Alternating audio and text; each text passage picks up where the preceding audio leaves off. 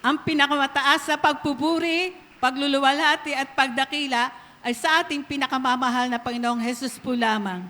Lagi po nating inaalala ang mga aral at turo ng ating mga magulang sa mahal na Panginoon. Pagbati po sa buong beloved Almeda family, beloved preacher, beloved brethren at sa inyo mga bisita po at sa inyong lahat.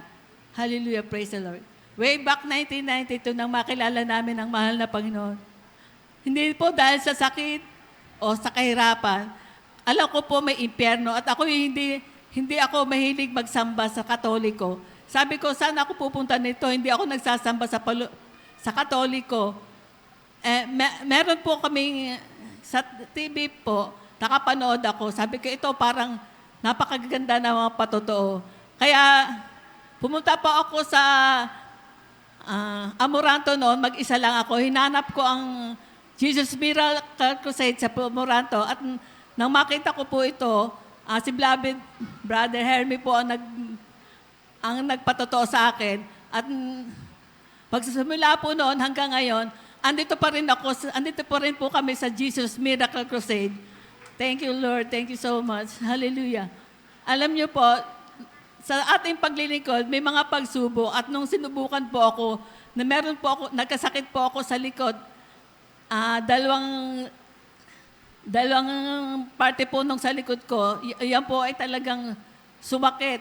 So, nagpaalam po ako sa ating preacher sa Maine. Sabi niya, nagpalehans po ako. Sabi niya, magpakuwang ka, mag-fasting ka. Kaya, nung sinabi niya mag-fasting, kahit mag-isa lang po ako, nagpunta ako ng Pampanga para mag-alay ng ayuno. Sabi ko, 3 araw lang. Pero sa kahabagan ng Panginoon, umabot po ito ng 12 days na pag-aayuno. Amen. Hallelujah. Alam niyo po, ito lang pong last year nang dumating yung anak ko, galing Amerika. Sabi niya sa akin, Ma, pag-pray nyo na maayos kami makauwi kasi ang balita namin, yung mga baggage sa terminal ay nangangawala. Kaya nung umuwi nga po yan, bago yung umuwi talaga, pinag-pray ko po na sana pag-ingatan lahat sila na mahal na Panginoon. At nakauwi na po naman sila kasi marami po silang bagaheng dala. So nakarating naman po sila ng walhati at kahabagan ng Panginoon, nakauwi na rin po sila sa dako ng Amerika. Alam niyo po, yung anak kong yun, stay kami sa Amerika na gusto niya na mag-immigrant kami sa Amerika. Kaya pinagbakasyon niya kami doon ng 5 months. Nung nag-apply po kami ng US visa, nag-fasting muna po kami ng beloved husband ko ng 3 days. Tapos yung aming passport, ipinalayans ko po kay mahal na pastor. Maraming salamat po, nalayans talaga yan ni mahal na pastor.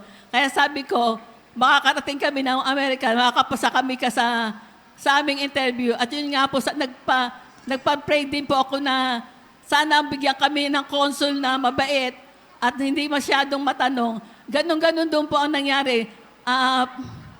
Maayos po at ang aming pag-interview. Kaya sabi sa amin ng consul, o sige, makukuha niyo yung inyong passport sa loob ng 7 working days, pero 4 days pa lang, ibinigay na po sa amin ang passport namin. At ito ay mayroong multiple entry. Yung multiple entry na yun, 2 beses po kami nakarating sa Amerika na talagang maluwati kami nakakauwi at nakakarating. Hindi nga lang po kami tumira doon kasi ayaw po ng beloved husband ko na tumira sa Amerika. Gusto niya talaga dito sa Pilipinas. Alam niyo po, meron akong 2 apo sa Amerika na talagang magmula bata, instrumentalist po siya, ginagamit na po sila ng mahal na Panginoon. Sa loob po ng 3 linggo, ng 1 linggo, 3 beses po talaga silang nag-a-attend at instrumentalist po sila, kaya 2 oras po silang babad talaga. Sabi nila sa mama niya, Mama, bakit ganito buhay namin? Kung wala kami sa school, nasa church kami. Pero sabi ko sa kanila, hayaan mo, darating yung time, pagpapalain kayo ng mahal na Panginoon, kung anong desire ng puso nyo, ibibigay ng mahal na Panginoon. Alam nyo po, totoo yan. Talagang maglingkod lang at manalangin sa mahal na Panginoon. Ngayon po, yung isang apo ko, na dati elementary nga po, ginagamit na yan sa mahal na Panginoon. Yung isang apo ko nagtapos ng college sa University of North Carolina. Isa po siyang summa cum laude. Hallelujah. Hindi na po siya nag-apply ng work dahil yung kanyang OJT noong third year, kinuha na po siya ng isa sa pinakamalaking IT company sa North Carolina. Hallelujah. Sabi ko nga sa kanya, ang bata mo pa, milyonaryo ka na kasi ang laki na ng sweldo mo.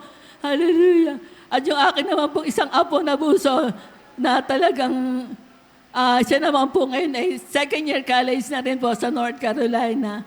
Hallelujah. Alam niyo po, grabe ang pagpapala naman na Panginoon. Ito lang pong 2026 pumasok. Andyan na po talaga ang pagpapala naman na Panginoon. Nakabili po kami ng isang sasakyan na pinagpala po kami ulit kasi ang aming sasakyan noon ay malaki. Isang estrada. Nahihirapan po yung beloved, kasi senior na rin yung asawa ko. Nahihirapan din po siya mag-parking at saka mag-maniobra. So sabi ko, bumili na lang tayo ng mas maliit. So talagang pinagpala kami ng Panginoon dahil nakabili po kami ng sasakyan. Ang bibiling ko po saan na talaga noon ay yung XL7. Pero hindi na po kami bumili sa shop. Meron pong sabi nung anak ko, total ang ibibili nyo naman ay cash. Kanya, mabuti pa, pumunta muna tayo sa isang motor trade na yung kung ano yung gusto mong sasakyan, yun yung naka-display. Sabi ko, ayoko, gusto ko ng bago. Sabi niya, tingnan mo muna. So, nung pumunta kami, talagang bagong-bago po, 2 months lang ginamit nung may-ari nakuha na kaagad siya ng bangko. Kaya, nakatipid pa po kami ng 400,000 nung kunin namin. Kaya salamat sa mahal na Panginoon. Niya po yung bagong-bagong pagpapala sa amin nang pumasok ang 2026. Hindi lang po talaga isang pagpapala, triple blessing talaga ang pinagkaloob na wala talagang masasayang kapag naglingkod kayo sa mahal na Panginoon. Hallelujah. Thank you so much, Lord. Hallelujah. Kaya, ako rin po nung naandito, nagkasakit din po ako. Last 2 years po yata yun. Dinalaw nga po ako ng ating beloved preacher. Beloved preacher at yung aking mga kasama sa adult choir. Alam niyo po, kakanta na po sana ako sa adult choir, pero nagkasakit nga po ako. Pero kahabagan po, nung sinabi ng ating preacher na pwede na akong umawit, ganun po talaga, nagkaroon ako ng lakas na katawan. Unti-unti po akong gumaling. Maraming salamat sa iyo, mahal na Panginoon. Kaya ang lahat ng kapurihan, pasalamat ko latian ay tanging-tanging sa ating pinamamahal na Panginoon.